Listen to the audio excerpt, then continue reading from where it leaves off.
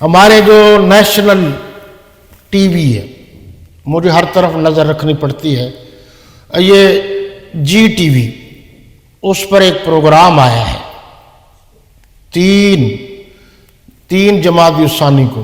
یہ اچھی طرح ذہن میں رکھ لیجیے کہ حضور صلی اللہ علیہ وسلم کی 4 بیٹیاں تھیں، جو آپ کی چھوٹی بیٹی تھی ان کی جو ہے یوم وفات 3 رمضان المبارک 11 ہجری کو ہے، اور سیدہ رقیہ رضی اللہ تعالی عنہا کا یوم وفات جو ہے وہ 3 ہجری کو ہے، اور حضرت سیدہ زینب کا یوم وفات بڑی صاحبزادی جو ہے آپ کی، ان کا یوم وفات 8 ہجری کو ہے۔ سیدہ ام کلثوم رضی اللہ تعالی عنہ کا یوم وفات 9 ہجری کو ہے۔ سیدہ فاطمہ الزہرا رضی اللہ تعالی عنہ کا یوم وفات 3 رمضان المبارک کو ہے۔ بدبختوں نے کہا کہ 3 جمادی الثانی کو ان کا یوم شہادت ہے، یوم وفات میں نے کہا حضرت بی بی فاطمہ رضی اللہ تعالی عنہ اللہ کے قانون اور ضابطے کے مطابق وفات پائی ہے، انہوں نے شہادت نہیں۔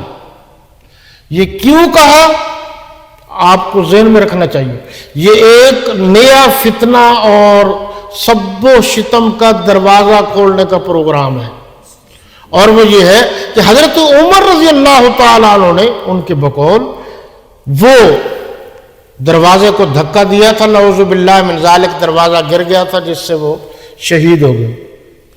حالانکہ یہ سارے کا سارا جھوٹ ہے، یہ چکر بازی ہے حضرت عمر رضی اللہ تعالی عنہ پر الزام لگانے کے لیے۔ تو اس وقت حضرت علی رضی اللہ تعالیٰ عنہ کہاں تھے؟ حضرت حسن کہاں تھے؟ حضرت حسین کہاں تھے؟ اگر حضرت عمر رضی اللہ تعالیٰ عنہ نے یہ کیا ہے جیسا کہ تم کہتے ہو، تو پھر حضرت علی المرتضیٰ سے زیادہ نعوذ باللہ آپ کے بقول طاقتور تو پھر حضرت عمر ہو گئے۔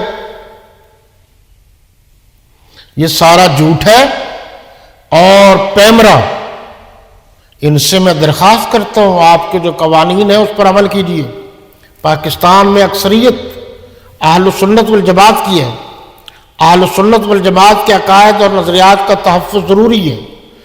اہل سنت تمام کے تمام اس بات پر متفق ہیں کہ حضور صلی اللہ علیہ وسلم کی 4 بیٹیاں تھیں، یہ چھوٹی بیٹی تھی، اور ان کی وفات 3 رمضان المبارک 11 ہجری کو ہوئی ہے، تو 3 جمادی الثانی کو نہیں ہوئی۔